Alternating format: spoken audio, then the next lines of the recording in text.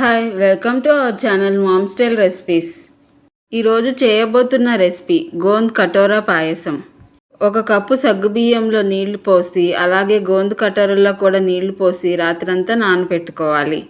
రాత్రంతా నానబెట్టుకుని శుభ్రం చేసుకున్న సగ్గుబియ్యంని స్టవ్ పైన పెట్టిన ఒక పాత్రలో వేసి 2 గ్లాసెస్ వాటర్ పోసి ఉడికించుకోవాలి.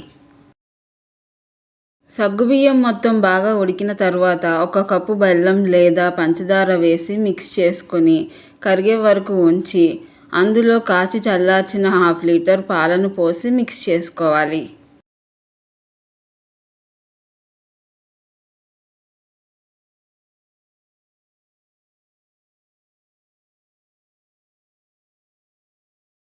అలాగే అందులో కిస్మిస్, సన్నగా కట్ చేసి పెట్టుకున్న బాదం, పిస్తా, జీడిపప్పులు, 1/2 టీ స్పూన్ యాలకుల పౌడర్ వేసి మిక్స్ చేసుకుని స్టవ్ ఆఫ్ చేసి చల్లారనివ్వాలి.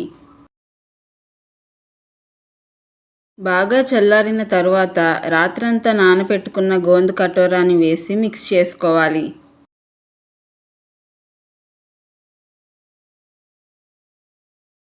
అంతే, వేసవిలో శరీరాన్ని చల్లబరిచే, రక్తాన్ని శుద్ధి చేసే రెసిపీ గోంద్ కటోరా పాయసం రెడీ. మరి మీరు కూడా ట్రై చేసి ఎలా ఉందో కామెంట్లో తెలపండి. మీకు ఈ వీడియో కనుక నచ్చినట్లయితే లైక్ చేసి మీ ఫ్రెండ్స్ అండ్ ఫ్యామిలీకి షేర్ చేయండి.